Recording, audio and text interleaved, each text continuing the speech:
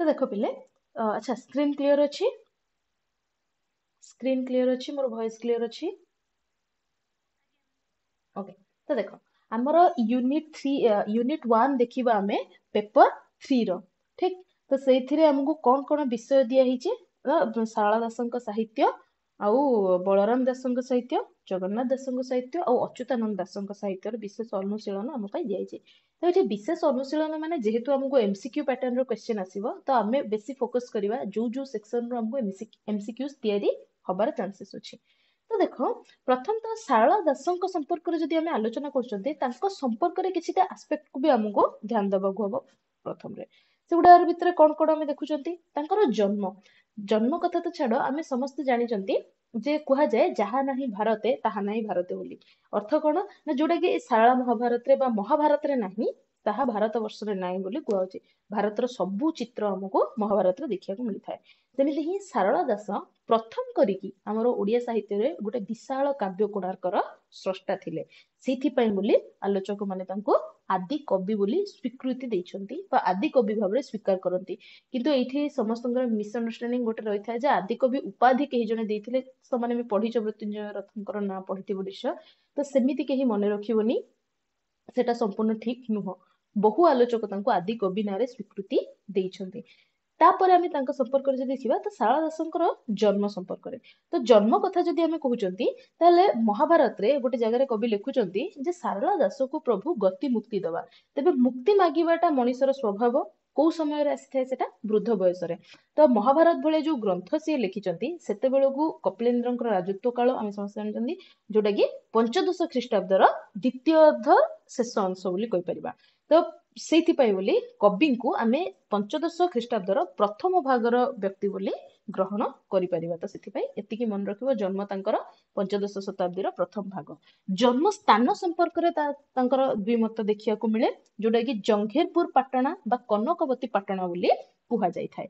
तेबे एठी आउ गोटे जिंस मध्ये समस्त मने रख तांको संपर्क रे ए जो जन्म स्थान संपर्क रे हमको किछिटा जगार बा तांको लेखार हमको एलिमेंट्स मिलता है जेमिति कि वन पर्व रे से लिखुचंती कोन ना झंकड़ जहाकू पूर्वे बारस्वती बोली गिरेजांको आज्ञा रे मु तही जन्मिली एटा से निज संपर्क रे बा तांको जन्म स्थान संपर्क रे कहउचंती वन पर्व रे। सेली अन्य गोटे स्थान रे से लिखुचंती चित्रोत्पला नदी जे उत्तर भागेन जंघेरपुर नामे अटई पाटणा एटा भी तांको लेखारे लिखुचंती। तो एमिति बहु जगह रे से निजर जन्मस्थान संपर्क रे कहउचंती आउ आलोचन माने विभिन्न आलोचक तांकर ए जन्मस्थान को जंघेरपुर पाटणा बा कनकवती पाटणा बोली निर्णय करिसंती। सेमिति गोपीनाथ महांती पुनी तांकर जो लेखा रहुची शारला दासଙ୍କ घर केउठी बोली गोटे प्रबंध तांकर रहिचे शारला दासଙ୍କ संपर्क रे गुडे प्रबंध से रचना करचंती ताधर गोटे प्रबंध होची हमर शारला दासଙ୍କ घर केउठी सेही प्रबंध रे शारला दासଙ୍କର घर को से कणिया गां बोली निर्णय करिसंती। तो एटा आसी पारे टिके प्रश्न रे जेहेतु गोटे अलगा मत से दैचंती सेतु टिके मन रखिबो। द्वितीय हला तांकर जन्मस्थान। तृतीय जदि आमे देखिबा ताले तांको परिवार संपर्क रे हमको तांको लेखार जदि कहिबा ताले तांको बड़ भाईको ना नमस्कार हम्म हम्म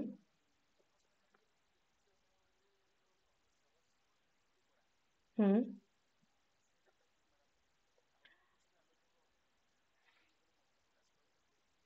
देख तांकर जो जन्म स्थान कथा जदि आमे कहिबा मु सेई जिंसटा ही तुमको आगुरु कहूची जे जन्म स्थान कथा जेतेले आमे कहउचंती तांकर लेखारु जदि आमे कहउचंती जगेरपुर पाटण बोली से कहउचंती बा झंकड़ बोली से कहिचंती ए भली विभिन्न प्रकार जगह को से कहउचंती।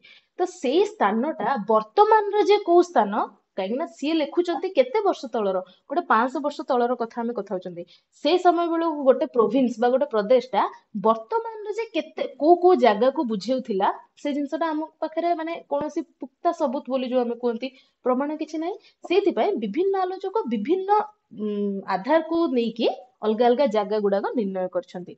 तो सेति सेते सब गुड़ाक तो आमे माने मने रखिबा नै कि सेई जिनसरु प्रश्न आसीबनी हमकु तांको जन्म स्थान संपर्क रे प्रश्न आसीबनी जदि आसुची तमे झंकड़ बा जंघेरपुर पाटणा टिक करिके आस कोनोसी सूत्र रे भी भूल हबनी से बुझि पल्ला।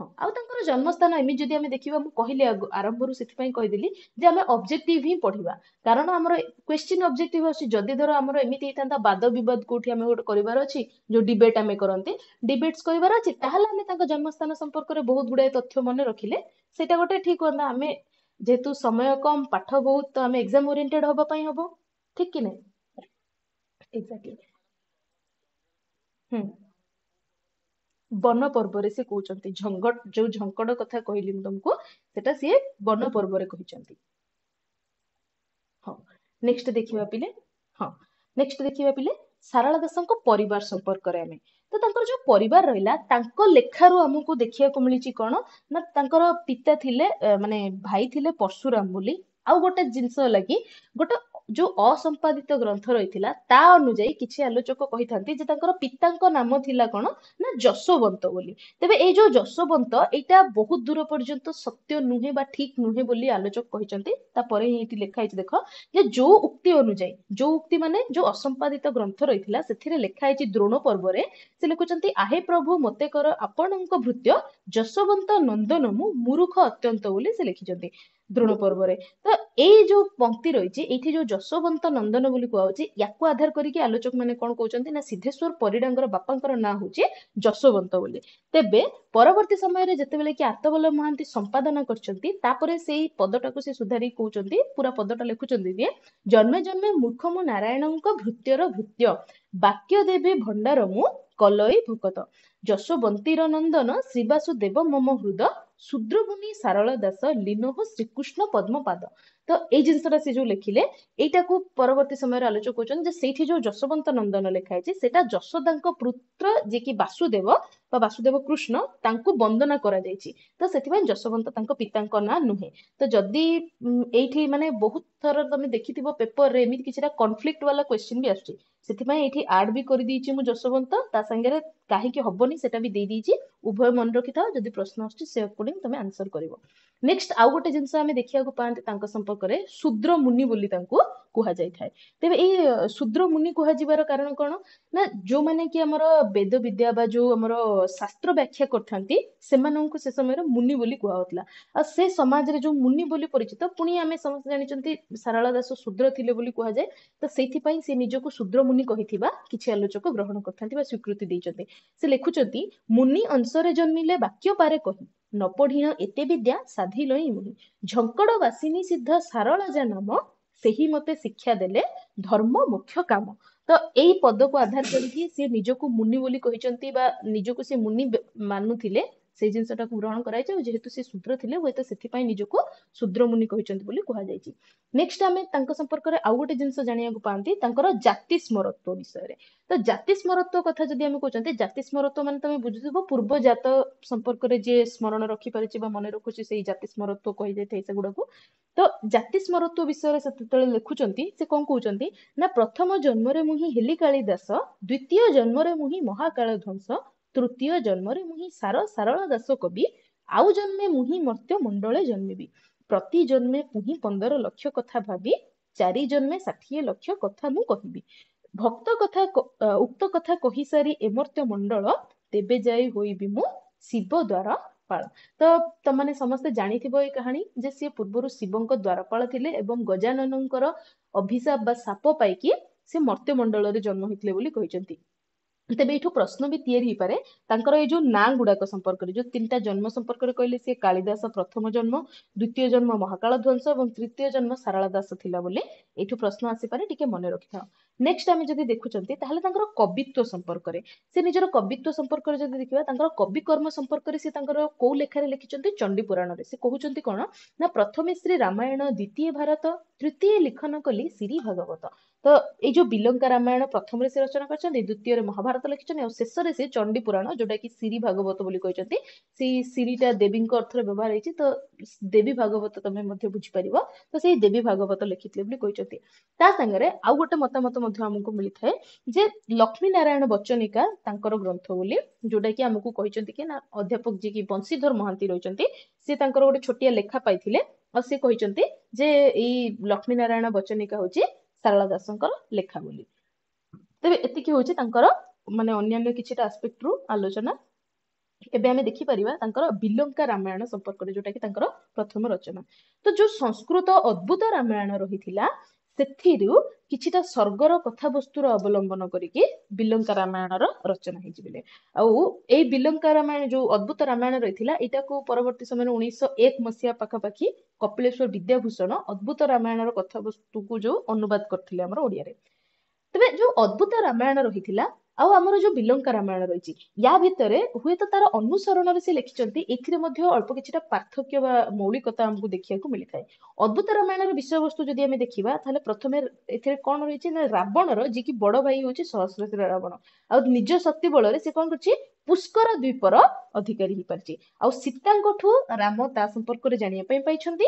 ଆଉ ସୁଗ୍ରୀବ ଆଉ ରାବଣ ବିଭୀଷଣଙ୍କର ମିଳିତ ସେନା ନେଇକି ସିଏ ଯାଇଛନ୍ତି ତା ଉପରେ ଆକ୍ରମଣ କରିବା ପାଇଁ, କିନ୍ତୁ ତାଙ୍କର ଶତ ଚେଷ୍ଟା ପରେ ବି ସେଇ ସହସ୍ରଶିରକୁ ସିଏ ହତ୍ୟା କରିପାରିନାହାନ୍ତି।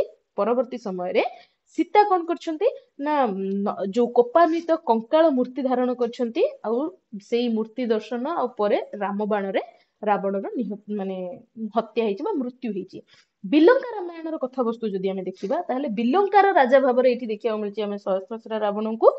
ଆଉ ତାର ହତ୍ୟା ପାଇଁ ବୋଲି ଦେବତା ମାନେ କଣ କରିଛନ୍ତି ନା, ଖଳ ଆଉ ଦୁର୍ବଳକୁ ପ୍ରେରଣ କରିଛନ୍ତି ରାମଙ୍କୁ ସୀତାଙ୍କ ପାଖକୁ।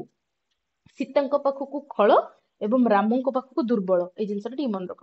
ନେକ୍ସଟ ରହିଲା କି ଏଇ ପ୍ରେରଣ ଫଳରେ ରାମ କଣ କରିଛନ୍ତି, ମାନେ ହତ୍ୟା କରିବା ପାଇଁ ବାହାରିଛନ୍ତି କାହାକୁ, ସହସ୍ରଶିରା ରାବଣକୁ।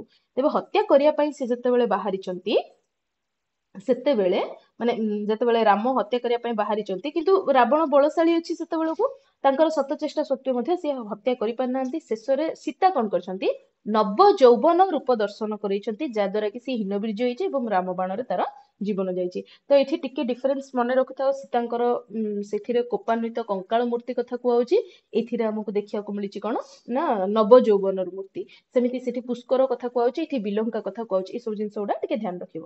ନେକ୍ସଟ ଆମେ ଦେଖିଲେ ଦାଣ୍ଡି ବୃତ୍ତରେ ଏଇ ଯୋଉ ଲେଖାଟା ଆମର ରଚନା ହେଇଛି, ଆଉ କିଛି ଜାଗାରେ ଏଠି ସିଏ ବ୍ୟବହାର କରିଛନ୍ତି ସିଦ୍ଧେଶ୍ଵର ଦାସ ବୋଲିକା ନାଁଟା, ଯୋଉଥିପାଇଁ କି କିଛି ଆଲୋଚକ କଣ କହିଥାନ୍ତି ନା, ଏଇଟା ସାରଳା ଦାସଙ୍କର ଲେଖା ନୁହେଁ ବୋଲି ମତାମତ ଦେଇଥାନ୍ତି। ଆଉ ଶିବ ଆଉ ପାର୍ବତୀଙ୍କର କଥୋପକଥନ ଶୈଳୀରେ ୟାର ବିଷୟବସ୍ତୁଟାକୁ ପୁରାପୁରି ସେ ଅବତାରଣା କରିଛନ୍ତି। ନେକ୍ସଟ ୟାର ମୁଖ୍ୟ ମାନେ ଉଦ୍ଦେଶ୍ୟ ଯଦି କହିବା, ତାହେଲେ ସିଏ ଥିଲେ ଦେବୀ ଭକ୍ତ, ଆଉ ଦେବୀଙ୍କର ଶକ୍ତି ପ୍ରତିଷ୍ଠା ହଉଛି ଏଇ ଲେଖାର ଉଦ୍ଦେଶ୍ୟ ବୋଲି ଆମେ କହିପାରିବା। ନେକ୍ସଟ ତାଙ୍କର ବିଷୟ ମାନେ ନେକ୍ସଟ ତାଙ୍କର ରଚନା ହଉଛି ପିଲେ ଚଣ୍ଡୀ ପୁରାଣ ହେଲା। ଏଇ ଯୋଉ ଚଣ୍ଡୀ ପୁରାଣ ରହିଲା, ଏଇଟାକୁ ସାରଳା ଦାସ ଶ୍ରୀ ଭାଗବତ ବୋଲି ନାଁ ଦେଇଛନ୍ତି।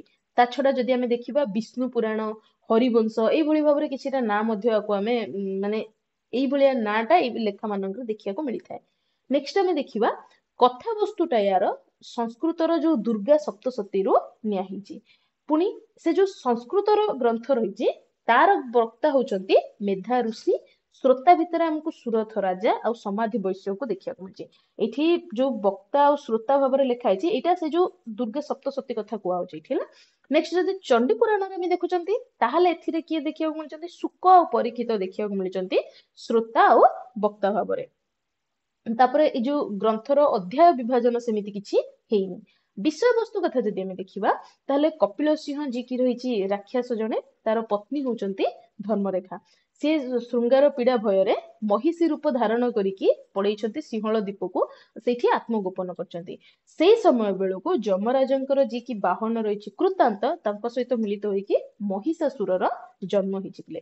ଆଉ ତାର ଯୋଉ ଉତ୍ପାତ ଆଉ ସେଇ ଉତ୍ପାତ କାରଣରୁ ଦେବତା ମାନଙ୍କର ଯୋଉ କ୍ରୋଧାଗ୍ନି ଜାତ ହେଇଛି, ସେଥିରୁ ଦେବୀ ଦୁର୍ଗାଙ୍କର ଜନ୍ମ ମାନେ ଦେବୀ ଆବିର୍ଭୂତ ହେଇଛନ୍ତି, ଆଉ ପରବର୍ତ୍ତୀ ସମୟରେ ସେ ମହିଷାସୁରର ନିଧନ ମଧ୍ୟ କରିଛନ୍ତି। ତେବେ ଏଇଟା ହଉଛି ମୂଳ ବିଷୟ। ଏଥିରେ ସାରଳା ଦାସଙ୍କର କିଛିଟା ମୌଳିକ ସଂଯୋଜନା ମଧ୍ୟ ରହିଛି, ଯେମିତି କି ଆମର ଚନ୍ଦ୍ରାବତୀ ସ୍ୱୟଂବର, ଅମ୍ବିକା ଚାଣ୍ଡାଳ କଥା, ଆଦିତ୍ୟ ଦେବତାଙ୍କର ରଥର କାହାଣୀ, ଆଉ ଥରେ ଅଗଣିତ ରକ୍ତ ବୀଜ ସୃଷ୍ଟି ରହସ୍ୟ, ଏ ସବୁ ଗୁଡାକ ତାଙ୍କର କିଛିଟା ମୌଳିକ କାହାଣୀ ବୋଲି ଆମେ କହିପାରିବା, ଯୋଉଟା କି ସଂଯୋଜନା କରିଛନ୍ତି। ତାପରେ ଆଉ ଗୋଟେ ଜିନିଷ କାଲି ଆମେ ଆଲୋଚନା କରୁଥିଲେ ଚଣ୍ଡୀ ପୁରାଣ ବିଷୟରେ, ଯେତେବେଳେ କି ଆମେ ବିକାଶ ଧାରା ଆଲୋଚନା କରୁଥିଲେ ଓଡିଆ ଭାଷାର। ଟିକେ କିଛି କହିପାରିବ କି କଣ ଆମେ ଆଲୋଚନା କରିଥିଲେ ଚଣ୍ଡୀ ପୁରାଣ ସମ୍ପର୍କରେ? କାଲି ଆମେ ଯେତେବେଳେ ଭାଷାର ବିକାଶ ସମ୍ପର୍କରେ ଆଲୋଚନା କରୁଥିଲେ, ଚଣ୍ଡୀ ପୁରାଣ ବିଷୟରେ ଆମେ ଆଲୋଚନା କରିଥିଲେ, କଣ ଥିଲା ସେଥିରେ ଆଲୋଚନା କରିଥିଲେ, ଯୋଉଟା କି ଆମେ ଏମିତି କହିବନି, ଗଦ୍ୟ ରଚନା କହିବନି ତାକୁ, ଗଦ୍ୟ ପ୍ରାଚୀନ ଗଦ୍ୟର ସ୍ୱରୂପ ଦେଖିବାକୁ ମିଳେ ହେଲା। ୟାର ରଚନା ଶୈଳୀଟା ହଉଛି ପିଲେ ଆବୃତ୍ତି ଧର୍ମୀ ଗଦ୍ୟ ଶୈଳୀ ବୋଲି ଆମେ କହିପାରିବା ହେଲା। ଗଦ୍ୟ ଶୈଳୀ କିନ୍ତୁ ତାକୁ ଆବୃତ୍ତି କରିପାରିଲା ଭଳିଆ ସେଟା ଲେଖା ହେଇଛି। ଯେମିତି କି ଗୋଟେ ଉଦାହରଣ ଯଦି ତମକୁ ଦେବି, ସେ ଲେଖିଛନ୍ତି ଦେଖ କେମିତି, ଶ୍ରୀମତ ପ୍ରସନ୍ନ କରତାର ନାଥ ନମସ୍ତେ, ଅନାଦି ଆଦି କଶ୍ୟପ ଗୋତ୍ରେ ଶ୍ରୀ ରାହୁ ରମଣ ପ୍ରଦୀପ, ସିଂହକା ଗୁଣ କୂଳ ଉତ୍କର୍ମ, ପରମାନନ୍ଦ ମାଧୁର୍ଯ୍ୟ ଉର୍ଦ୍ଧ୍ୱବଳ ମୂର୍ତ୍ତି, ଶ୍ରୀ ଚତୁର୍ଦ୍ଦଶ ଭୁବନେ ଆଦି ଗତି, ଏଇଭଳି ସେ ଲେଖୁଛନ୍ତି ବୁଝିଲ। ତ ଏଇଟା ହଉଛି ଆମର କଣ, ତାଙ୍କର ଆବୃତ୍ତି ଧର୍ମୀ ଗଦ୍ୟ ଶୈଳୀ, ସମ୍ପୂର୍ଣ୍ଣତଃ ଗଦ୍ୟ ନୁହଁ ସେଟା, ଠିକ। ତ କିନ୍ତୁ ଏଥିରେ ଆମକୁ ପ୍ରାଚୀନ ଗଦ୍ୟର ରୂପଟା ଦେଖିବା ପାଇଁ ମିଳିଥାଏ। ଏତିକି ହଉଛି ଆମର କଣ ନା ଚଣ୍ଡୀ ପୁରାଣ ସମ୍ପର୍କରେ। ନେକ୍ସଟ ଆମେ ଦେଖିପାରିବା ତାଙ୍କର ଲକ୍ଷ୍ମୀ ନାରାୟଣ ବଚନିକା, ଯୋଉଟା କି ପ୍ରଫେସର ବଂଶୀଧର ମହାନ୍ତି ତାଙ୍କର ଯୋଉ ଓଡ଼ିଆ ସାହିତ୍ୟର ଇତିହାସ ସେ ଲେଖିଛନ୍ତି ଦ୍ୱିତୀୟ ଭାଗଟା, ସେଥିରେ ସାରଳାଙ୍କ ନାଁରେ ଭଣିତ ଆଉ ଗୋଟେ ଛୋଟିଆ ବହି ଏଇ ଲକ୍ଷ୍ମୀ ନାରାୟଣ ବଚନିକା ସମ୍ପର୍କରେ ସେ କହିଛନ୍ତି। ସେ ଯୋଉ ବଚନିକାଟା ରହିଛି ସେଥିରେ ଗୋଟେ ପଦ ଅଛି, ଲକ୍ଷ୍ମୀ ନାରାୟଣଙ୍କ ପଦଂ ଚରଣୀ ସେବା, ଶୂଦ୍ରମୁନି ସାରଳ ଦାସଙ୍କୁ ଗତି ମୁକ୍ତି ଦେବା। ତ ଏଇ ଯୋଉ ପଦଟା ରହିଛି ୟାକୁ ଆଧାର କରିକି ସେ କହୁଛନ୍ତି ଯେ ଏଟା ସାରଳା ଦାସଙ୍କ ଲେଖା, କିନ୍ତୁ କିଛି ଆଲୋଚକ କୁହନ୍ତି ଯେ ଏଇଟା ହଉଛି ପରବର୍ତ୍ତୀ ଅନ୍ୟ କାହାର, ପରବର୍ତ୍ତୀ ସମୟରେ ଅନ୍ୟ କିଏ ଲେଖିଛନ୍ତି ଆଉ ସାରଳା ଦାସଙ୍କ ନାଁରେ ଭଣିତା ହେଇଛି। ଏଗେନ୍ ଏଥିରେ ମଧ୍ୟ ସେ ଦାଣ୍ଡି ବୃତ୍ତର ବ୍ୟବହାର କରିଛନ୍ତି। ଆଉ ବିଷୟ ସମ୍ପର୍କରେ ଆମେ ସମସ୍ତେ ଜାଣିଛନ୍ତି, ଲକ୍ଷ୍ମୀ ଆଉ ନାରାୟଣଙ୍କର ଯୋଉ କଳି, ତାର ବିଷୟ ଲକ୍ଷ୍ମୀ ପୁରାଣରେ ଯେମିତି ଆମକୁ ଦେଖିବାକୁ ମିଳିଛି। ନେକ୍ସଟ ଆଉ ଗୋଟେ ମଧ୍ୟ ଦେଖିବାକୁ ମିଳେ ତାଙ୍କ ନାଁରେ ବା ଶାରଳା ଦାସଙ୍କ ନାଁରେ, ଯାହା ବି ବର୍ତ୍ତମାନ ପର୍ଯ୍ୟନ୍ତ ପ୍ରମାଣିତ ହେଇପାରୁନି ବୋଲି ଆମେ କହିବା, ଯୋଉଟା କି ବିଚିତ୍ର ରାମାୟଣ, ତା ସମ୍ପର୍କରେ ମଧ୍ୟ ଦ୍ୱିମତ ଦେଖିବାକୁ ମିଳିଥାଏ। ସେମିତି ହିଁ ଶାରଳା ଦାସଙ୍କ ନାଁରେ ଆହୁରି ଗୋଟେ ଗ୍ରନ୍ଥ ଆମକୁ ଦେଖିବାକୁ ମିଳିଥାଏ, ଯୋଉଟା କି ହଉଛି କଣ ନା ଭାରତ ହରିବଂଶ ତାର ନାଁ, ଯାହା ସମ୍ପର୍କରେ ଆମକୁ ସୂଚନା ଦେଇଥିଲେ କିଏ ନା ଅଧ୍ୟାପକ ଦୁର୍ଗା ପ୍ରସନ୍ନ ପଣ୍ଡା 1988 ରେ ସେ ଗୋଟେ ମାନେ ସ୍ତମ୍ଭ ଲେଖିଥିଲେ, ଯୋଉ ଆମର ସମାଜର ସାପ୍ତାହିକ ସାହିତ୍ୟ ସ୍ତମ୍ଭ ରହୁଥିଲା ସେଇ ପୃଷ୍ଠାରେ ସେ ଲେଖୁଥିଲେ। ଆଉ ସେ କହିଥିଲେ ଯେ ଏଇଟା ହଉଛି ଶାରଳା ଦାସଙ୍କର ଲେଖା, ଆଉ ମହାଭାରତରେ ଯୋଉ ଗୋଟେ ବିଷୟ ରହିଛି ଆମର ଅର୍ଜୁନ ନାଗାର୍ଜୁନଙ୍କ ଯୁଦ୍ଧ ପ୍ରସଙ୍ଗ, ସେଇ ବିଷୟକୁ ନେଇକି ଏଇଟା ଲେଖା ହେଇଛି ବୋଲି। କିନ୍ତୁ ଏଗେନ୍ ଏଇଟା ବି ଶାରଳା ଦାସଙ୍କ ଲେଖା କି ନୁହଁ ପ୍ରମାଣିତ କରିବାଟା ବହୁତ କଷ୍ଟ, ସେଥିପାଇଁ ବୋଲି ଏଇ ଦିଟା ଲେଖା ବିଷୟରେ ଆମେ ପଢିବାନି, ଖାଲି ଜାଣିଥାଉ ଏଇ ଦିଟା ଲେଖା ରହିଛି ତାଙ୍କର। ଏବେ ଆମେ ଦେଖିବା ତାଙ୍କର ମୂଳ ଗ୍ରନ୍ଥ ବା ମୁଖ୍ୟ ଗ୍ରନ୍ଥ ବୋଲି ଆମେ କହିବା, ଯୋଉଟା କି ମହାଭାରତ।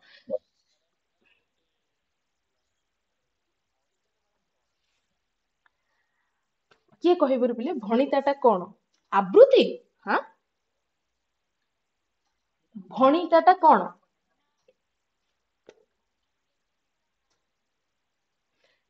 ଠିକ ଠିକ କଥା।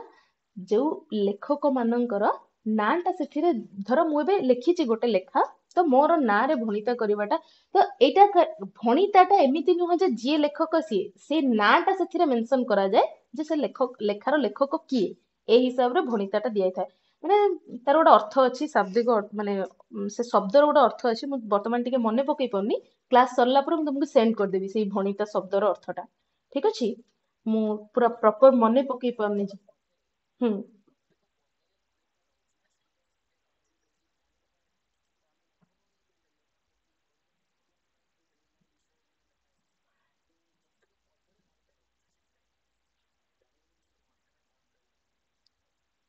ଏଇଠି ଭଣିତା ହିସାବରେ ମାନେ ଲେଖକଙ୍କର ନାଁଟାକୁ ସୂଚେଇବା ପାଇଁ ଯେତେବେଳେ ବ୍ୟବହାର ହେଇଛି, ସେଇ ହିସାବରେ ମୁଁ ଭଣିତା ଯୋଉ ଶବ୍ଦଟା ବ୍ୟବହାର କରୁଛି, ବୁଝିପାରିଲ। ନା ନା ନା, ରେଫରେନ୍ସ ହବନି, ରେଫରେନ୍ସ ହବନି। ମୁଁ ତମକୁ ଦେବି, ତାର ପୁରା ଅର୍ଥଟା ଅଛି ଡିକ୍ସନାରୀ ଅର୍ଥଟା ପୁରାପୁରି ସେଣ୍ଡ କରିଦେବି, ମୁଁ ପ୍ରପର ଯେହେତୁ ମନେ ପକେଇ ପାରୁନି ଭୁଲ କହିବିନି ତମକୁ। ନେକ୍ସଟ ଦେଖିବା ଆମେ ପିଲେ ମହାଭାରତ ବିଷୟରେ ହେଲା। ତ ମହାଭାରତ କଥା ଯଦି ଆମେ ଆଲୋଚନା କରୁଛନ୍ତି, ୟାର ଶ୍ଲୋକ ସଂଖ୍ୟା ସମ୍ପର୍କରେ ଆମେ ଜାଣିଛନ୍ତି। ତ କିଏ ଟିକେ ମତେ କହିପାରିବ ମହାଭାରତର ମୂଳ ମହାଭାରତ ଆଉ ଆମର ଓଡିଆ ମହାଭାରତ ଭିତରେ ଶ୍ଲୋକ ସଂଖ୍ୟାର ପାର୍ଥକ୍ୟ ରହିଛି, କଣ ସେ ପାର୍ଥକ୍ୟଟା?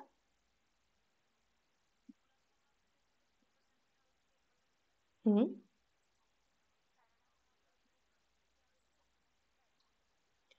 ଠିକ କଥା, ଏତିକି ହଉଛି ଆମର ଶ୍ଲୋକ ସଂଖ୍ୟାର ପାର୍ଥକ୍ୟ, ଠିକ। ତେବେ ଆଉ ଗୋଟେ ଜିନିଷ ଏଠି ଆମେ ଦେଖିବାକୁ ପାଇଥାନ୍ତି, କେବଳ ଶ୍ଲୋକର ସଂଖ୍ୟା ନୁହଁ, ତାଙ୍କର ଯୋଉ ପର୍ବ ବିଭାଜନ, ତାଙ୍କର ଯୋଉ କାହାଣୀ ସଂଯୋଜନା, ସେଥିରେ ବହୁତ ଗୁଡାଏ ପାର୍ଥକ୍ୟ ମଧ୍ୟ ଆମକୁ ଦେଖିବା ପାଇଁ ମିଳିଥାଏ। ତ ଏଠି ଆମେ ପ୍ରଥମରେ ଦେଖିବା ତାଙ୍କର ଯୋଉ ପର୍ବ ଅନୁକ୍ରମଣିକାରେ କଣ ପାର୍ଥକ୍ୟ ରହିଛି। ତ ଆମେ ଦେଖୁଛନ୍ତି ସଂସ୍କୃତର ଯୋଉ ମହାଭାରତ ରହିଛି ସେଥିରେ ଯେମିତି 18ଟି ପର୍ବ ଅଛି, ଶାଳ ମହାଭାରତରେ ମଧ୍ୟ ସେଇ 18ଟି ପର୍ବ ଆମକୁ ଦେଖିବାକୁ ମିଳିଥାଏ। ତେବେ ସଂସ୍କୃତ ମହାଭାରତର ଯୋଉ ପର୍ବ ନାମ ରହିଛି ଆଉ ବିଷୟ ଅନୁକ୍ରମଣିକା ରହିଛି ସେଇଟା ସେ ରକ୍ଷା କରି ନାହାନ୍ତି। ସେଥିରେ ତାଙ୍କର ନୂତନତ୍ୱ ଦେଖିବାକୁ ମିଳିଛି।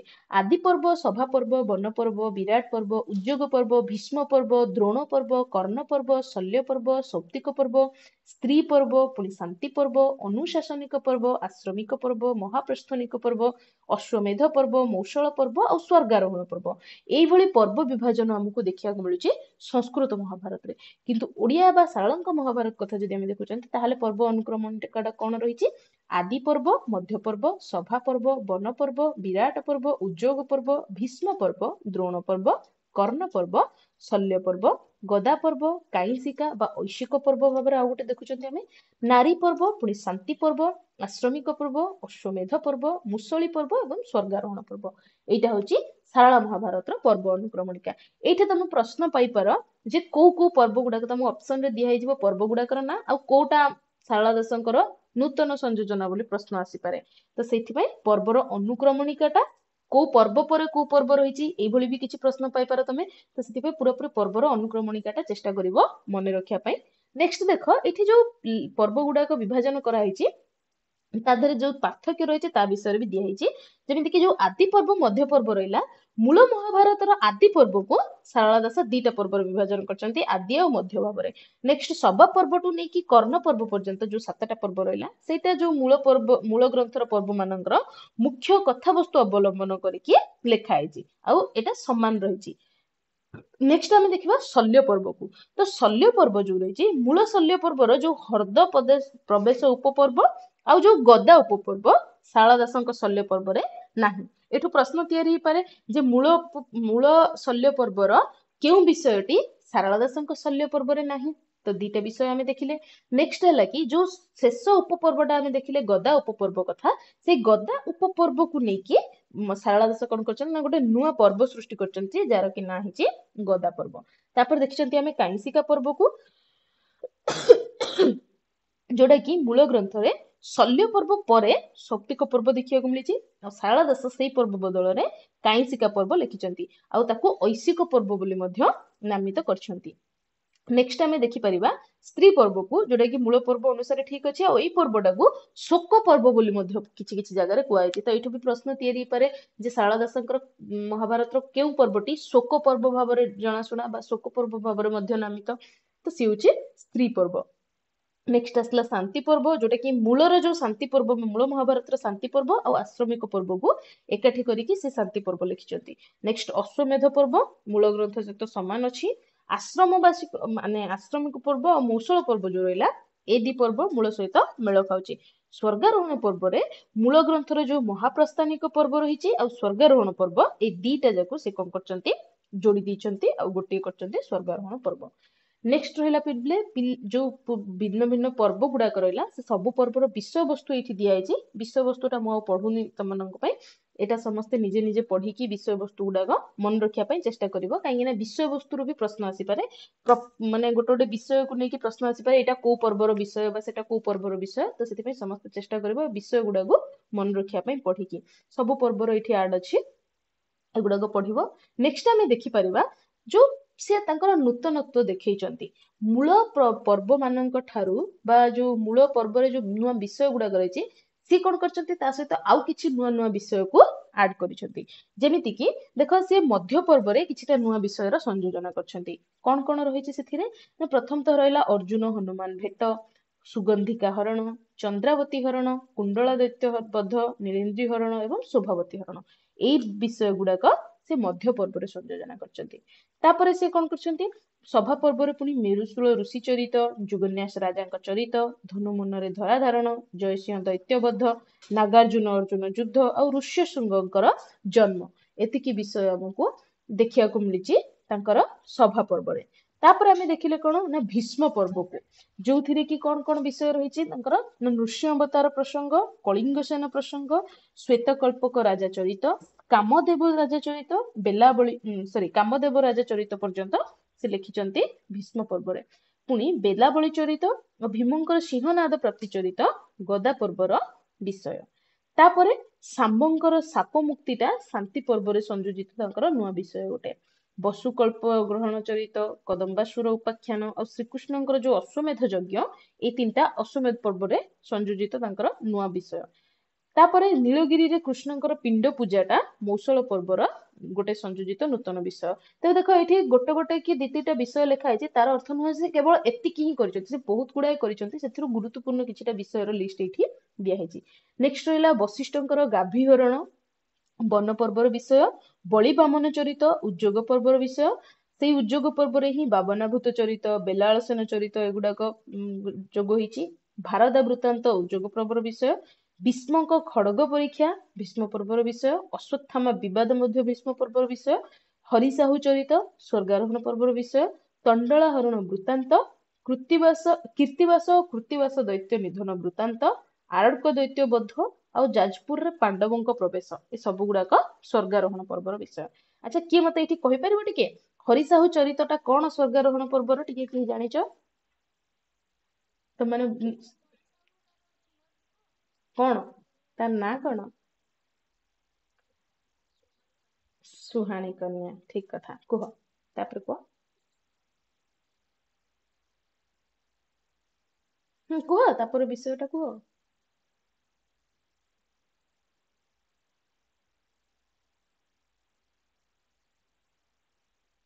ଆରେ ବିଷୟଟା କୁହ ତାପରେ, ଅଟକିଲ କାହିଁକି? ଆଉ କିଏ କହିପାରିବ ତାହେଲେ?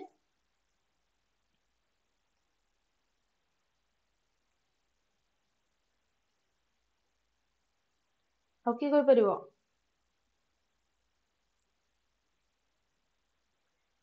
ଆଉ କାହାକୁ ବି ଜଣା ନାହିଁ?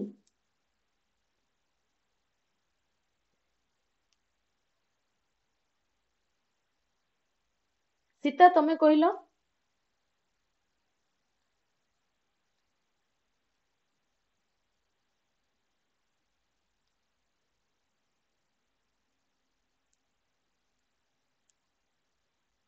ଛାଡ,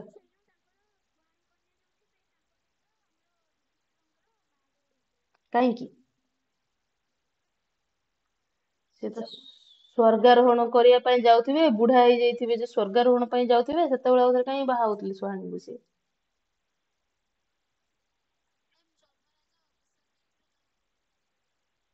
କାହାକୁ ଅଭିଶାପ ଦେଇଥିବେ? ଆରେ କୁହରେ, କାହାର ମାର୍କ କଟିଯିବ ନା କଣ ଏତେ ଭୟ? କହୁନ ଆନ୍ସର, ଜାଣିଛ ଯଦି ହଁ ଏଇ ବିଷୟଟା ଥିଲା, ଏତିକି ସରିଲା।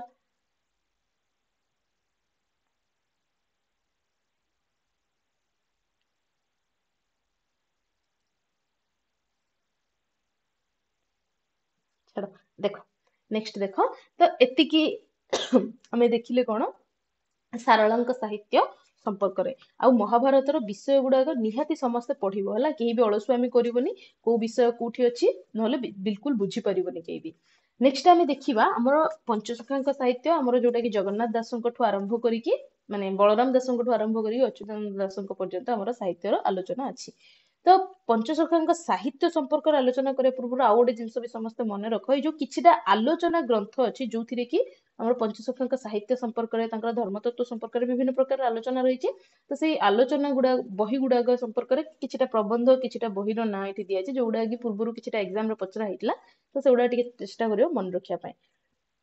ତ ନେକ୍ସଟ ଆମେ ଦେଖିବା ପଞ୍ଚସଖାଙ୍କର ସମ୍ପର୍କରେ ବା ତାଙ୍କର ଯୋଉ ସାହିତ୍ୟ ସମ୍ପର୍କରେ।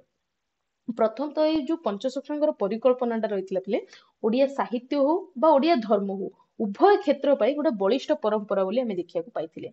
ତେବେ ପଞ୍ଚସଖାଙ୍କର ଧର୍ମ ତତ୍ଵଟା ଥିଲା ସେ ସମୟରେ ଟିକେ ଗୁରୁତ୍ୱପୂର୍ଣ୍ଣ। ପଞ୍ଚସଖା କୋଉ ରାଜାଙ୍କର ସମସାମୟିକ ଥିଲେ, ଟିକେ କିଏ କହିବ? କପିଳ ପ୍ରତାପ ରୁଦ୍ରଦେବଙ୍କ ସମସାମୟିକ। प्रताप रुद्रदेवଙ୍କ समसामयिक ଥିଲେ ପିଲେ ହେଲା। ତ ଏଇ ସମୟ ବେଳକୁ ତାଙ୍କର ବା ପଞ୍ଚସଖାଙ୍କର ଯୋଉ ଧର୍ମ ତତ୍ଵର ପ୍ରଚଳନ ରହିଥିଲା ସିଏ ଟିକେ ଗୁରୁତ୍ୱପୂର୍ଣ୍ଣ ରହିଥିଲା। ଆଉ ତାଙ୍କ ଧର୍ମ ତତ୍ଵ ଗୁଡାକ ବିଷୟରେ ବି ଟିକେ ଜାଣି ଦେଇଥାଉ, କାହିଁକି ନା ତାଙ୍କ ଧର୍ମ ତତ୍ଵ ପାଇଁ ହିଁ ତାଙ୍କ ସାହିତ୍ୟ ପରିଚିତ। ସେଥିପାଇଁ ନିହାତି ଟିକେ କିଛିଟା ଟର୍ମ ବିଷୟରେ ଆମେ ଜାଣିବା ଆବଶ୍ୟକ। ତା ପୂର୍ବରୁ ପ୍ରଥମତଃ ତାଙ୍କର ଯୋଉ ଯୋଗ ଧ୍ୟାନ ବା ଜ୍ଞାନ ମିଶ୍ରିତ ଭକ୍ତି କଥା କୁହାହଉଥିଲା ସେଇ ଜିନିଷ ବି ଟିକେ ଶୁଣିନିଅ। ବୈଦିକ ଯୁଗ କଥା ଯେତେବେଳେ ଆମେ ଦେଖୁଛନ୍ତି ମୁନି ଋଷି ମାନେ ସର୍ବଦା ଯୋଗମଗ୍ନ ରହୁଥିଲେ। ଆଉ ଯୋଉ ଯୋଗ ଉପନିଷଦ ଅନୁଯାୟୀ ଆମର ଯୋଗଟା କେତେ ପ୍ରକାର ନା 4 ପ୍ରକାର। କଣ କଣ ଥିଲା? ମନ୍ତ୍ର ଯୋଗ, ଲୟ ଯୋଗ, ରାଜଯୋଗ ଆଉ ହଠ ଯୋଗ। କିଏ କହିପାରିବ ପଞ୍ଚସଖା କୋଉ ଯୋଗକୁ ଗୁରୁତ୍ୱ ଦଉଥିଲେ? ହଟ ଯୋଗ, ଠିକ କଥା। ତେବେ ଏଇଟା ଥିଲା ଆମର ବୈଦିକ ମତାମତ। ପତଞ୍ଜଳି ଯେତେବେଳେ ଆସିଛନ୍ତି ସିଏ କଣ କରିଛନ୍ତି ନା ଅଷ୍ଟାଙ୍ଗ ସାଧନା ସମ୍ପର୍କରେ କହିଛନ୍ତି। କଣ ନା ଯମ, ନିୟମ, ଆସନ, ପ୍ରାଣାୟାମ, ପ୍ରତ୍ୟାହାର, ଧାରଣା, ଧ୍ୟାନ, ସମାଧି ଏଇଭଳିଆ ଅଷ୍ଟାଙ୍ଗ ସାଧନା।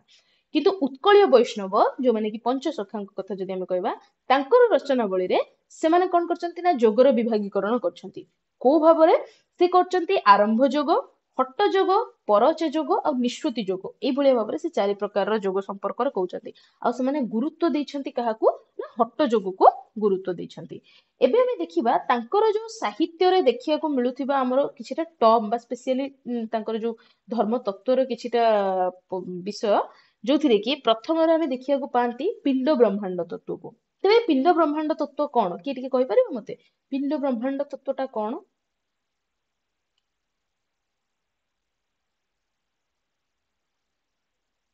ପିଣ୍ଡ ବ୍ରହ୍ମାଣ୍ଡ ତତ୍ଵଟା କଣ କିଏ କହିପାରିବ?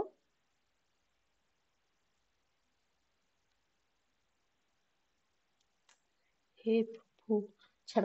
ଦେଖ, ତ ପଞ୍ଚସଖାଙ୍କ ଅନୁଯାୟୀ କଣ ଥିଲା, ଏଇ ଯୋଉ ଜଗତଟା ଆମର ରହିଛି ଇଏ ହଉଛି କଣ ପରମାତ୍ମାଙ୍କର ଅଂଶ ବିଶେଷ। ଆଉ ପରମାତ୍ମାଙ୍କର ଅଂଶ ବିଶେଷ ହୋଇଥିବା କାରଣରୁ ଯୋଉ ପ୍ରତ୍ୟେକ ଶରୀରରେ କଣ ହଉଛି ପରମାତ୍ମା ବିଦ୍ୟମାନ। ଆଉ ସେମାନେ ଏଇ ଯୋଉ ପରମାର୍ଥିକ ଶରୀର ବା ଯୋଉ ଜଡ ଶରୀର ବା ଜଡ ପିଣ୍ଡ ରହିଛି ସେଇଥିରେ ହିଁ ବ୍ରହ୍ମାଣ୍ଡର ସତ୍ତା ଅନୁଭବ କରୁଥିଲେ। ମାନେ ସବୁ ପ୍ରକାରର ସକଳ ଭୁବନ ରହିଲା, ପର୍ବତ ରହିଲା, ଦ୍ୱୀପ ରହିଲା, ସମୁଦ୍ର ରହିଲା, ଏଇ ସବୁ ଗୁଡାକ ବା ସବୁର ସ୍ଥିତିକୁ ସେମାନେ ଦେଖୁଥିଲେ ନିଜର ଶରୀର ଭିତରେ ବା ପିଣ୍ଡ ଭିତରେ। ଆଉ ଯୋଉ ସାଧକ ଏଇ ପିଣ୍ଡ ଆଉ ବ୍ରହ୍ମାଣ୍ଡ ମଧ୍ୟରେ ପାର୍ଥକ୍ୟ ଲକ୍ଷ୍ୟ କରେ ନାହିଁ ବୋଲି ସେମାନେ ବିଶ୍ୱାସ କରୁଥିଲେ। ଆଉ ସେଇ ପିଣ୍ଡ ଆଉ ବ୍ରହ୍ମାଣ୍ଡର ଐକ୍ୟ ଭାବନାରେ ରତ ରହିକି ଯୋଉ ବିରାଟ ରୂପକୁ ଧ୍ୟାନ କରିଥାଏ ସିଏ। ଆଉ ଏଇ ଧ୍ୟାନ ବଳରେ ଶେଷରେ ସିଏ କଣ କରିଥାଏ ନା ସେଇ ବିରାଟ ରୂପରେ ଲୀନ ହେଇଯାଏ। ତ ସେଇ ଏଇ ଯୋଉ ତତ୍ଵଟା ରହିଥିଲା ତାଙ୍କର, ୟାକୁ ପିଣ୍ଡ ବ୍ରହ୍ମାଣ୍ଡ ତତ୍ଵ ବୋଲି ସେମାନେ କହୁଥିଲେ। ନେକ୍ସଟ ରହିଲା ତାଙ୍କର ଆଉ ଗୋଟେ ତତ୍ଵ ଭିତରେ ଯଦି ଦେଖିବା ସଗୁଣ ନିର୍ଗୁଣ ଉପାସନା କଥା ଦେଖିବାକୁ ପାଇଥାନ୍ତି ଆମେ। ତ ଧର୍ମ ଦୃଷ୍ଟିରୁ ଯଦି ଆମେ ଦେଖୁଛନ୍ତି ଉଭୟ ସଗୁଣ ଆଉ ନିର୍ଗୁଣର ଉପାସକ ଥିଲେ ଆମର ଏଇ ପଞ୍ଚସଖା ହେଲା। ସେମାନେ ସାକାର ଆଉ ନିରାକାରର ଉପାସକ ଥିଲେ। ଜଗନ୍ନାଥ ସେମାନଙ୍କର ପରମ ଆରାଧ୍ୟ ଦେବତା ଥିଲେ। ଶ୍ରୀକ୍ଷେତ୍ର ଥିଲେ ସର୍ବଶ୍ରେଷ୍ଠ କ୍ଷେତ୍ର ତାଙ୍କ ପାଇଁ। ଆଉ କୈବଲ୍ୟ ଥିଲା ସେମାନଙ୍କର ଯୋଉ ଶକ୍ତିର ମାନେ ଚରମ ସୋପାନ ବୋଲି ଆମେ କହିପାରିବା। କିନ୍ତୁ ସେମାନେ ଜଗନ୍ନାଥଙ୍କୁ ଯୋଉ ମହାଶୂନ୍ୟସ୍ଥ ଜ୍ୟୋତି ଭାବରେ ମଧ୍ୟ ପରିକଳ୍ପନା କରୁଥିଲେ। ସେଥିପାଇଁ ଜଗନ୍ନାଥଙ୍କୁ ସେମାନେ ସଗୁଣ ଆଉ ନିର୍ଗୁଣ ଉଭୟ ଭାବରେ ଉପାସନା କରିଥିଲେ। ନେକ୍ସଟ ଆମେ ଦେଖିବାକୁ ପାଇଥାନ୍ତି ତାଙ୍କର ଗୁରୁବାଦ ସମ୍ପର୍କରେ।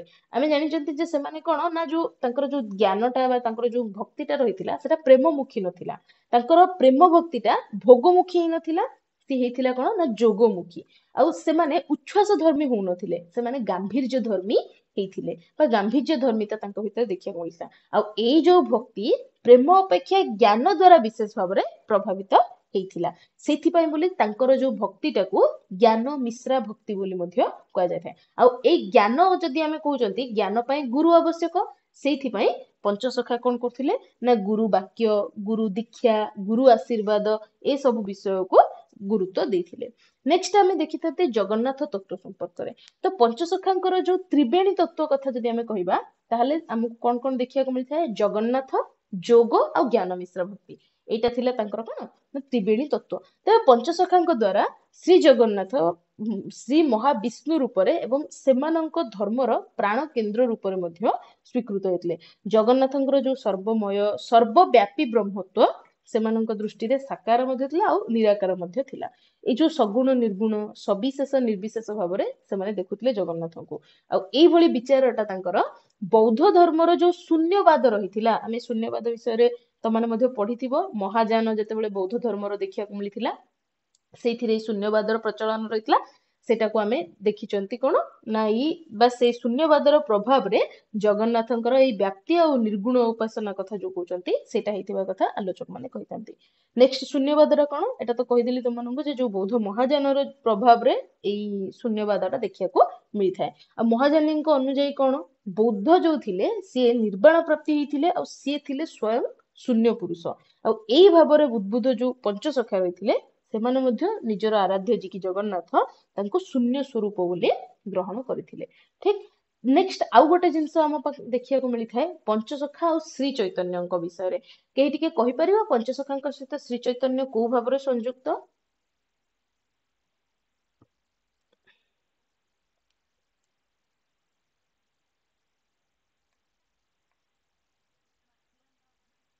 ଧର୍ମୀୟ ଭାବନା କଣ ସମ୍ପୃକ୍ତି ଥିଲା ଦି ଜଣଙ୍କର କହିଲ?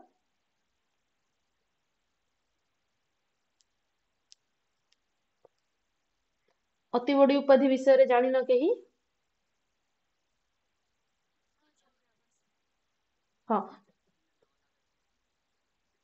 ଦେଇଥିଲେ। ଏଟା କହିବାରେ କଣ ଅସୁବିଧା ହଉଛି?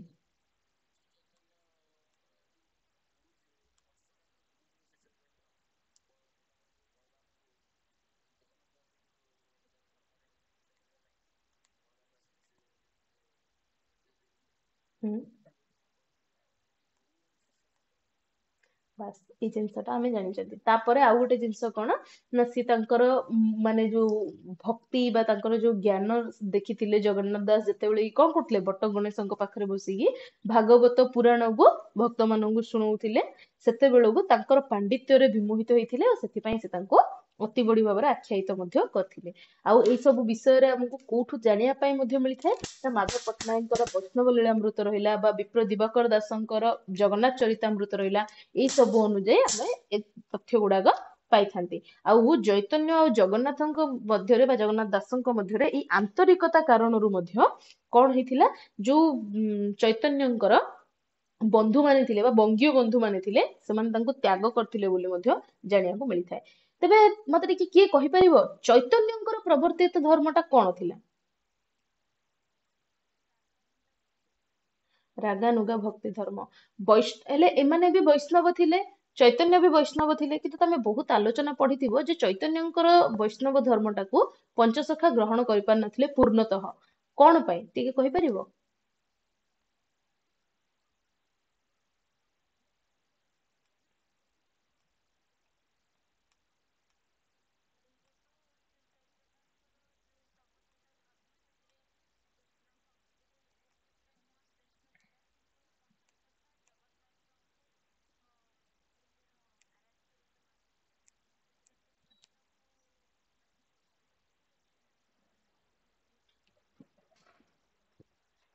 ପାଖାପାଖି ନିହାତି ଏଇ ଜିନିଷଟା ଠିକ କଥା। ଆଉ ଆମେ ଗୋଟେ ସିମ୍ପଲ ଜିନିଷଟା ଜାଣିଛନ୍ତି କଣ ନା ରାଗାନୁଗା, ଏବେ ତମେ ନିଜେ ହିଁ କହିଲ ରାଗାନୁଗା, ରାଗାନୁଗା ଭକ୍ତି ଧର୍ମ ଥିଲା ଚୈତନ୍ୟଙ୍କର ପ୍ରବର୍ତ୍ତିତ ଧର୍ମ।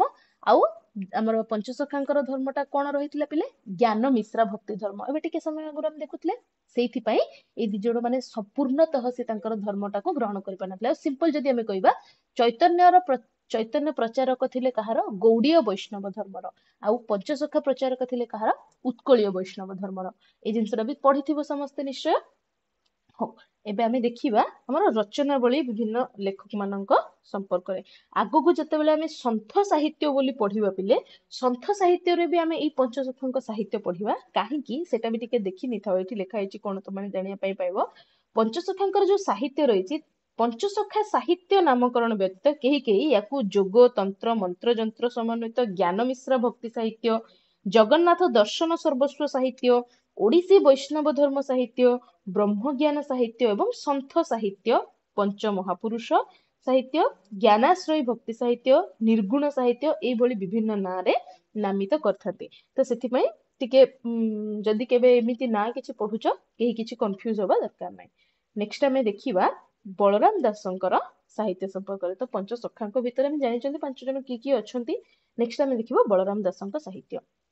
ବଳରାମ ଦାସଙ୍କର ଅମର କୃତି ଭିତରେ ଆମେ ଦେଖିବାକୁ ପାଇଥାନ୍ତି ଜଗମୋହନ ରାମାୟଣ। ସିଏ ଥିଲେ ପ୍ରତାପ ରୁଦ୍ର ଦେବଙ୍କ ସମସାମୟିକ।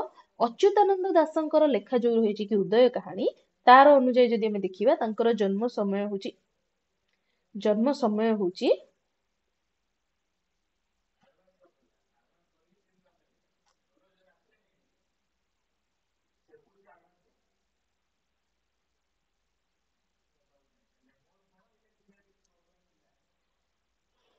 तो अच्युतानंदଙ୍କର जो उदय कहानी अनुजाई तांकर जन्म स्थान होची पिले 1484 मसीहा एवं आर्तबल्लभ महांतीଙ୍କର अनुजाई तांकर जन्म समय 1472 सेମିତି अन्यान्य बहुत आलोचक रहिचंती जो माने कि तांकर जन्म समयटा को भिन्न भिन्न समय भाबरे ठीक करिचंती किंतु से समय रो प्रश्न आसीबनी केवल उदय कहानी रो समयटा टिके निहाती मन रखिया पई चेष्टा करिवो नेक्स्ट रहिला रामायण रो जो उत्तराकांड रहिछि ता अनुजाई तांकर बापांकर ना होछि सोमनाथ महापात्र और माता होचन तांकर जम्बू देवी बा जमुना देवी आउ अन्य किछि स्थान रहिछि जगमोहन रामायण रो जोथिरे कि निज विषय शूद्र मुनि बोली कहिचंती हुए तो प्रश्न तमे एमिति पाई पारो जे शूद्र मुनि किए आउ सेठी सारला दासंक ना बदल रे बलराम दासंक ना तमे पाई पारो तो सेठी आमे जानि परिबा शूद्र मुनि होचंती हमर बलराम दास किंतु ए शूद्र मुनिटा काहेकि कोन से सब संपर्क रे भी बहुत मतवाद रहिछि से सब हम पढिबा कि दरकार नै आ सी थिले चैतन्य देवंकर समसामयिक एटा भी मन रख रचना मानक मध्य तांकर रहिछि जगमोहन रामायण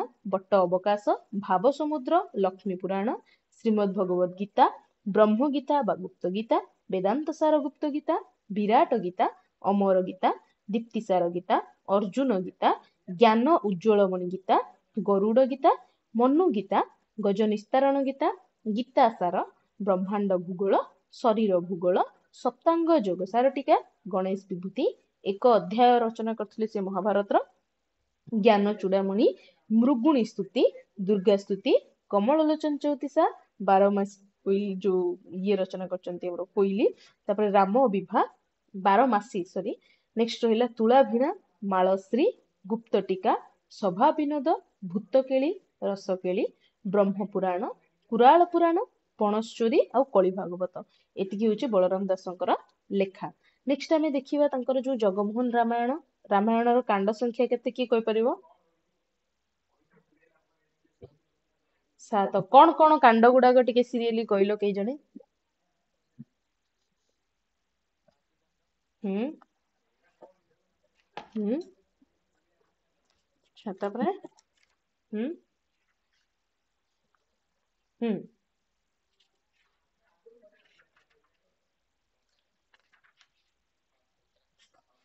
युद्ध कांड की लंका कांड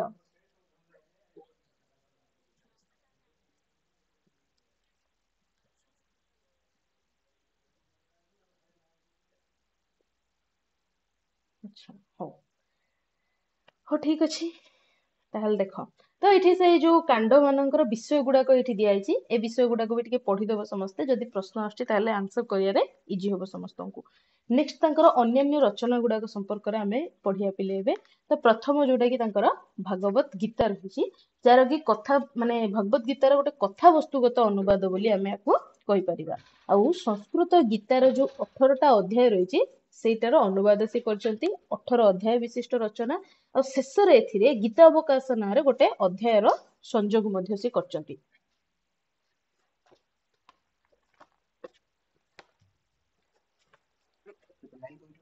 नेक्स्ट देख भाव समुद्र रचना करचंती से तो हाँ एटा आ गोटे जिंस एथिरे माने कवि निज मुखरे गीता सुनेबार भलिया से लिखिचंती तापरे ओडिया भाषा रे गीता अनुवाद रे सर्वप्रथम होची एटा हमर नेक्स्ट भाव समुद्र रचना से करचंती जोड़ा कि 748 पद विशिष्ट गोटे भक्ति रसात्मक रचना आउ विषय समस्त जानिथिबो जेतेले कि से रथ यात्रा समय सेते बलराम दास को अपमान करिकी कोन कराइछि ना रथरु तड़ी दिया जाइछि सेते से रथरु ओल्हेई सारी कोन करचंती बांकी मुहाण रे से बाली रथर निर्माण करचंती आउ जगन्नाथंकर स्वप्नादेश पाइकी राजा कोन करचंती तांकू आनिया पई जाइछंती और जेतेबेले बलराम दास आसीचंती रथ ऊपर को तापरे रथ गड़ीची बड़दांड रे एटा होची विषय तबे एई समान प्रकार रो गोटे विषय हमकु देखिया को मिलुची दाढ़्यता भक्ति रे ठीक दाढ़्यता भक्ति रे रचयिता किए सेटा भी समस्त जानिथिबो निश्चय नेक्स्ट तांकर रचना होची बिले बट्ट अवकाश ए जो बट्ट अवकाश रचना रहिची एथिरे विषयटा हमकु कोन देखिया मिलुची ना जगन्नाथंकर जो स्वर्ण झरी रहिची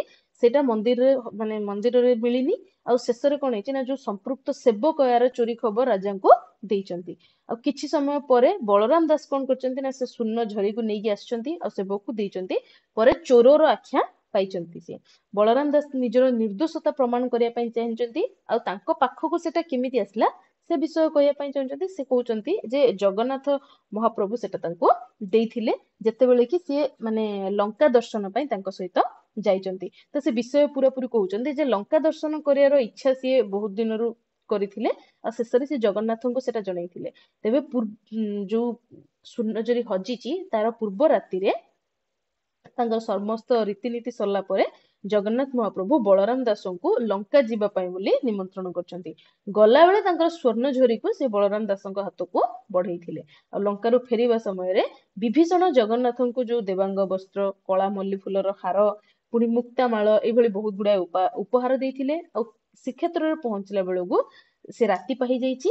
ଆଉ ଶେଷରେ କଣ ହେଇଛି ନା ମହିମା ଗାନ କରିବା ସମୟରେ ସେ ଏଭଳି ହଜି ଯାଇଛନ୍ତି ଯେ ସ୍ୱର୍ଣ୍ଣଝରି ସେ ଜଗନ୍ନାଥଙ୍କୁ ଫେରାଇବା ପାଇଁ ଭୁଲି ଯାଇଛନ୍ତି। ଆଉ ସେଇଥିପାଇଁ ତାଙ୍କ ପାଖରେ ବର୍ତ୍ତମାନ ସ୍ୱର୍ଣ୍ଣଝରି ଅଛି ବୋଲି ସେ କହିଛନ୍ତି। ତ ଏଇ ରଚନାଟା ବି ଗୋଟେ ଛୋଟିଆ ରଚନା ଆଉ ଦାଣ୍ଡି ବୃତ୍ତରେ ଏଇଟା ଲେଖା ହେଇଛି। ନେକ୍ସଟ ତାଙ୍କର ଲେଖା ଅଛି ବୋଲେ ବ୍ରହ୍ମାଣ୍ଡ ଭୂଗୋଳ, ଯୋଉଟା କି ହରି ଅର୍ଜୁନ କଥୋପକଥନରେ ଲେଖା ହେଇଛି। ଆଉ ଏଥିରେ ଯୋଉ ଅଧ୍ୟାୟ ଗୁଡାକ ରହିଛି ତାର ପ୍ରତି ଅଧ୍ୟାୟ ଆରମ୍ଭରେ ଜଗନ୍ନାଥ ଦାସଙ୍କର ଭାଗବତରୁ ପଦ ଉଦ୍ଧାର କରାଯାଇଛି। ଆଉ ତାର ଅର୍ଥ ବିଶ୍ଳେଷଣ ପାଇଁ ଅର୍ଜୁନ ଶ୍ରୀକୃଷ୍ଣଙ୍କୁ ଏଥିରେ ଅନୁରୋଧ କରିଛନ୍ତି। ପୁଣି ନବାକ୍ଷରବାରୀ ଯୋଉ ଭାଗବତ ବାଣୀ କୁହାଯାଉଛି ସେଇ ଭାଗବତ ବାଣୀରେ ଏଇଟା ଲେଖା ହେଇଛି। 84 ଛୋଟିଆ ଅଧ୍ୟାୟ ବିଶିଷ୍ଟ ଏଇ ରଚନାଟା। ନେକ୍ସଟ ହଉଛି ଲକ୍ଷ୍ମୀ ପୁରାଣ। ବିଷୟ ତ ସମସ୍ତେ ଜାଣିଛ। ଲକ୍ଷ୍ମୀଙ୍କର ମହାତ୍ମ୍ୟ ଆଉ ତାଙ୍କ ପୂଜାର ଯୋଉ ବୈଶିଷ୍ଟ୍ୟ ଜଣେଇବା ହଉଛି ଏଇ ଲେଖାର ବିଷୟ। ତା ସାଙ୍ଗରେ ଆହୁରି ସାମାଜିକ ବିଭିନ୍ନ ପ୍ରକାର ଇସ୍ୟୁ ଏଥିରେ ଦେଖିବାକୁ ମିଳୁଛି, ସେ ଅଲଗା। ନେକ୍ସଟ ହେଲା ନାରଦ ଆଉ ପରାଶରଙ୍କର ଉକ୍ତି ପ୍ରତ୍ୟୁକ୍ତିରେ ଏଇଟା ଲେଖା ହେଇଛି। ଶାରଳା ଦାସଙ୍କର ଯୋଉ ଲକ୍ଷ୍ମୀ ନାରାୟଣ ବଚନିକା ବିଷୟରେ ଆମେ ଆଲୋଚନା କରୁଥିଲେ ତାର ପ୍ରଭାବ ୟା ଉପରେ ରହିଥିଲା ଭଳିଆ ଅନୁଭୂତ ହେଇଥାଏ। ନେକ୍ସଟ ରହିଲା ତାଙ୍କର କାନ୍ତ କୋଇଲି ରଚନା, ଯୋଉଟା କି ଯୋଉ ସଂସ୍କୃତ ଦୂତ କାବ୍ୟ ସହିତ ସମାନ ବୋଲି ଆମେ କହିପାରିବା। କ ଠୁ କ୍ଷ ଅକ୍ଷର କ୍ରମରେ ଏଇଟା ରଚନା କରାଯାଇଛି। ଆଉ ଯେତେବେଳେ କି ରାବଣ ସୀତାଙ୍କୁ ହରଣ କରିକି ନେଇଛି ସେ ସମୟ ବେଳକୁ ଦେବୀ କଣ କରୁଛନ୍ତି କୋଇଲି ଆଗରେ ତାଙ୍କର ଯୋଉ କାରୁଣ୍ୟ ରହିଛି ପ୍ରଦର୍ଶନ କରୁଛନ୍ତି। ସେଇ ବିଷୟଟା କାନ୍ତ କୋଇଲିରେ ଲେଖା ହେଇଛି। ନେକ୍ସଟ ତାଙ୍କର ରଚନା ହଉଛି ବେଦାନ୍ତ ସାର ଗୁପ୍ତ ଗୀତା ଆଉ 32 ଅଧ୍ୟାୟ ବିଶିଷ୍ଟ ଏଇଟା ରଚନା।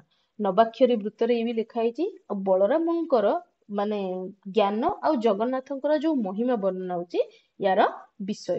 ଆଉ ରାଜାଙ୍କ ସାମ୍ନାରେ ବଳରାମଙ୍କର ପରୀକ୍ଷା ହେଇଛି ଏଥିରେ, ବା ଯୋଉ ବଳରାମଙ୍କର ପରୀକ୍ଷା ହବାର ବିଷୟଟା ଆମକୁ ଏଥିରେ ଦେଖିବାକୁ ମିଳୁଛି। ଆଉ ଏଥିରେ ଗୋଟେ ମୂର୍ଖ ଆଉ ଜଡା ମୁଖରେ ବେଦ ଗାନ ହଉଛି ୟାର ପ୍ରସଙ୍ଗ। କେହି କହିପାରିବ ସେଇ ମୂର୍ଖ ଜଡା ଯୋଉ କୁହାଯାଉଛି ତାର ନାଁ ଟା କଣ ଥିଲା? ନାଁ କଣ ଆଉ ବିଷୟ କଣ କେହି ଟିକେ କହିପାରିବ ପୁରାପୁରି?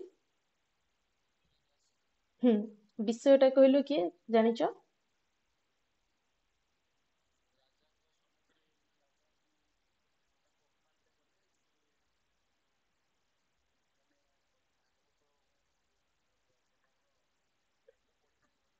ହୁଁ ହୁଁ,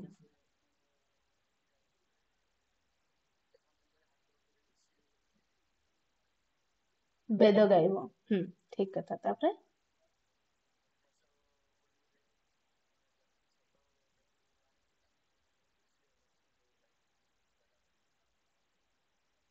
ଠିକ କଥା। ତ ଏଇ ଯୋଉ ତାଙ୍କର ହାତ ରଖିଲେ ବେଦ ଗାଇବାଟା କେମିତି ହେଲା? ଜଗନ୍ନାଥଙ୍କର ମହିମା କାରଣରୁ, ନାଇଁ କି? ହଉ, ତ ଏଇଟା ହଉଛି ଆମର ବେଦାନ୍ତ ସାର ଗୁପ୍ତ ଗୀତାର ବିଷୟ। ନେକ୍ସଟ ରହିଲା ପିଲେ ବଉଳା ଅଧ୍ୟାୟ, ଯୋଉଟା କି ପିଲାବେଳେ ସମସ୍ତେ କାହାଣୀ ତ ପଢି ହିଁ ଥିବ ବଉଳା ଗାଈର ବିଷୟ। ସେଇ ସମାନ କାହାଣୀଟା ସେଥିରେ ଲେଖିଛନ୍ତି। ଆଉ ବିଷୟଟା ବର୍ଣ୍ଣନା ହେଇଛି ଯୁଧିଷ୍ଠିର ଆଉ ଜଗନ୍ନାଥଙ୍କର କଥୋପକଥନ ଶୈଳୀରେ। ତେବେ ସତ୍ୟ ବଳରେ କେମିତି ବଉଳା ଗାଈ ଗୋଟେ ଭୋକିଲା ବାଘ ମୁଖରୁ ରକ୍ଷା ପାଇଛି ସେଇ ବିଷୟଟା ଆମକୁ ଏଥିରେ ଦେଖିବାକୁ ମିଳିଛି। ତମାନେ ପଢିଥିବ ଏ କାହାଣୀ। 143 ପଦ ବିଶିଷ୍ଟ। ଆଉ ନାଥ ସମ୍ପ୍ରଦାୟର ଯୋଗୀ ମାନେ ଭିକ୍ଷା ସଂଗ୍ରହ କାଳରେ ଏଇ ଗୀତଟାକୁ କେନ୍ଦ୍ରା ବଜେଇକି ଗାନ କରିଥାନ୍ତି। ପରବର୍ତ୍ତୀ ରଚନା ପିଲେ ତାଙ୍କର ମୃଗୁଣୀ ସ୍ତୁତି। ସୁକ ପରୀକ୍ଷିତ କଥୋପକଥନ ଛଳରେ ଏଇଟା ଲେଖା ହେଇଛି। ତାରାବତୀ ନାଁରେ ଗୋଟେ ଗର୍ଭିଣୀ ମୃଗୁଣୀ ବିପଦରେ ପଡିକି ଭଗବାନଙ୍କୁ ପ୍ରାର୍ଥନା କରିବା ଦ୍ଵାରା କୋଭଳି ଭାବରେ ରକ୍ଷା ପାଇଛି ସେଇ ବିଷୟ ଏଥିରେ ବର୍ଣ୍ଣନା ହେଇଛି। ଆଉ ଭାଗବତର ଯୋଉ ମୃଗୁଣୀ ସ୍ତୁତି ଉପାଖ୍ୟାନ ରହିଥିଲା ତାର ଅନୁସରଣରେ ଏଇଟା ଲେଖା ହେଇଛି। ନେକ୍ସଟ ତାଙ୍କର ଅମରକୋଷ ଗୀତା ଲେଖା ହେଇଛି। ଏଇଟା ଟିକେ ମାନେ ଗୂଢ ତତ୍ତ୍ୱ ଆଧାରରେ ଲେଖା ହେଇଛି। ସୃଷ୍ଟି ପ୍ରକ୍ରିୟା, ପିଣ୍ଡ ବ୍ରହ୍ମାଣ୍ଡ ତତ୍ତ୍ୱ, ଏକାକ୍ଷର, ପଞ୍ଚଭୂତାଜି ଜନ୍ମ ରହସ୍ୟ, ପୁଣି ସଚକ୍ର ଭେଦ, ଭକ୍ତି ତତ୍ତ୍ୱ, ଜୀବ ପରମ ତତ୍ତ୍ୱ ଆଉ ଅର୍ଜୁନଙ୍କର ପୂର୍ବଜନ୍ମ ରହସ୍ୟ, ଏଇ ସବୁ ବିଷୟ ଗୁଡାକ ଅମର କୋଷରେ ଲେଖା ହେଇଛି। 10 ଅଧ୍ୟାୟ ବିଶିଷ୍ଟ ଆଉ ନବାକ୍ଷରୀ ଛାନ୍ଦର ପ୍ରୟୋଗ କରିକି ଲେଖକ ଏଇଟା ଲେଖିଛନ୍ତି, ମାନେ କବି ଲେଖିଛନ୍ତି। ତେବେ ଏତିକି ହଉଛି ପିଲେ ଆମର। ହୁଁ,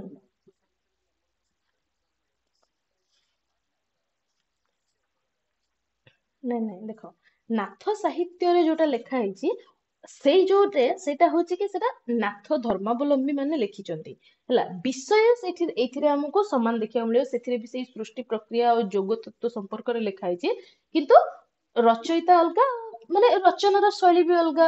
ବିଷୟଟା ଆମେ କହିପାରିବା ପାଖାପାଖି ସମାନ, ସେଇ ସୃଷ୍ଟି ପ୍ରକ୍ରିୟା ଏସବୁ ବିଷୟ ଆମକୁ ଦେଖିବାକୁ ମିଳିଛି। ହୁଁ ହୁଁ ହୁଁ ହୁଁ, ନିହାତି। ସେଠି ଯଦି ସେମିତି ଆସୁଛି ତାହେଲେ ଏଇ ଆସିବ। ଆଉ ଗୋଟେ ରହିଲା କି ଦେଖ, ଆମେ ଯୋଉ କ୍ୱେଶ୍ଚିନ୍ସ ଏବେ ଦେଖୁଛନ୍ତି, ଦେଖ ଆମର ଟୋଟାଲ ଆମେ ହିସାବ କଲେ ଯେ ଗୋଟେ ୟୁନିଟ କୁ ଆମର 12 ରୁ 13 କ୍ୱେଶ୍ଚିନ୍ ଆସିବ। ତ 4 ଜଣ ଯଦି ଲେଖକ ଆମ ପାଖରେ ଅଛନ୍ତି, ତାହେଲେ ଜଣ ଜଣଙ୍କ ପାଇଁ 3ଟାରୁ କ୍ୱେଶ୍ଚିନ୍, 3ଟା କ୍ୱେଶ୍ଚିନ୍ ହଉଛି ମାନେ ଅଧିକାରୁ ଅଧିକା 3ଟା କ୍ୱେଶ୍ଚିନ୍ ଆମେ ପାଇବା। ତ ସେଇ 3ଟା କ୍ୱେଶ୍ଚିନ୍ ଯୋଉଟା କି ତାଙ୍କର ଲେଖା ଗୁଡାକର ବିଷୟ ବହୁତ ଗୁଡାଏ ଅଛି ଆମ ପାଖରେ ଲେଖା, ତ ସେଥିପାଇଁ ଏତେ କ୍ଲମଜି କ୍ୱେଶ୍ଚିନ୍ ଯାଏଁ ଯିବନି। ବାକି ଟିକେ ଏଇଟା ବି ଜାଣିଥାଅ, ଯୋଉଟା କି ତମେ କହିଲ ଯଦି ଆସୁଛି ଅପସନ ଅନୁଯାୟୀ ଆମେ ଆନ୍ସର କରିବା ହେଲା।